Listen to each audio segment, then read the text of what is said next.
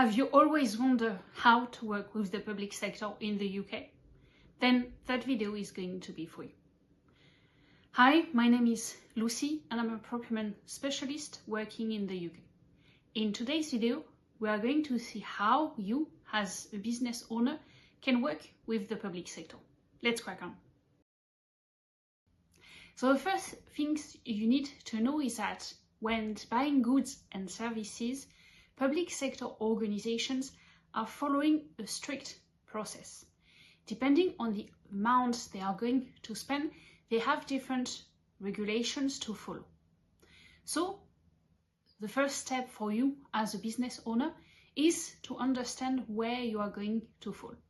If you are under certain thresholds, then you might contact directly public sector organizations to offer your service.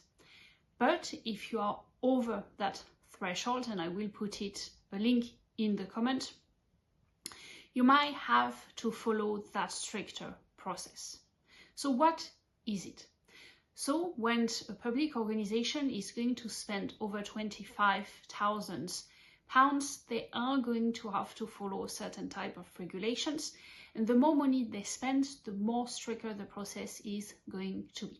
So as the public organizations, they have a need, then they are going to publish that need on a platform we call Find a Tender.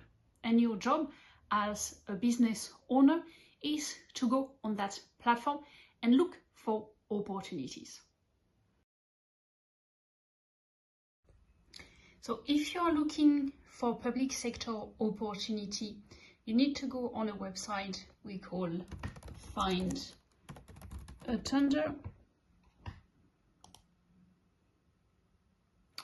So then you will need to log into your system. So you might have to create a password, to give your email address. I've already connected. So then if I'm looking for opportunity, I'm going to go under the third one. And then it's where I'm going to have like different elements. I can start looking into it. So for instance, I know I want to only see opened opportunity. So I'm just going to do that. Then in terms, so industry, CPV codes, so it's more a number which then will be linked with a specific category. So that one has been developed by the European Union. And it's more to make sure that across different countries, we use the same code. So then if I want to apply, let's say, for cleaning services in France, it will be exactly the same number. So for instance, I'm putting service.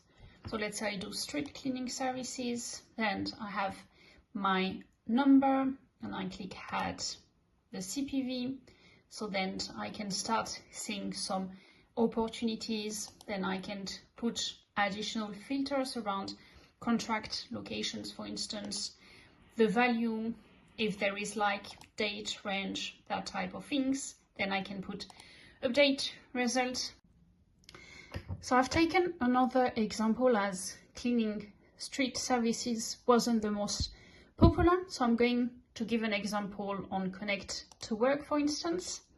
So I click on that and then I'm going to have different information. So in terms of scope, so then I understand in terms of the requirement, I understand the total value. So it's estimated and at no point a contracting authority is going to mention that's what you are going to have throughout the contract life cycle. That might be less, that might be slightly more, it depends. Please note that Find a Tender tend to be for higher value contract, and that smaller one like 30,000, 40, 50 might not be advertised here, but I will recommend that you contact directly your local authority to better understand what's available or not. Then if I then go down to the requirement, I understand that I can contact that person if I have any specific requirement. Then you are going to have the award criteria. So it's how you are going to be evaluated. And then if I go down, I'm going to understand the associated standard document, so then I can go directly into that page and have a better understanding in terms of like, what do I need to submit, when I need to submit that. So then I'm going to have a better understanding in terms of how I should answer to that specific requirement. So next step for you is to read the different documents, then answer to the question they are going to ask you, and then submit your document on time.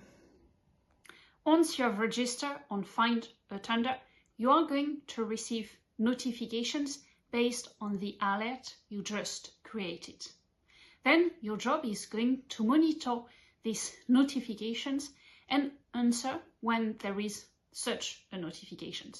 Meaning that, let's say you are doing cleaning services and a local authority has put a request on that platform, then you go there, you register your interest, and you write what we call a bit proposals, where you are going to say how you can help the organization. A tip will be to register directly on what we call framework. So framework is like a big contract where you are already going to be vetted, meaning that then when there is like smaller contracts we call call-off contracts, you are going to be in a better positions to answer, and from an admin perspective you might have less work to do. That's all for today's video. If you have any questions, please put them in the comment section.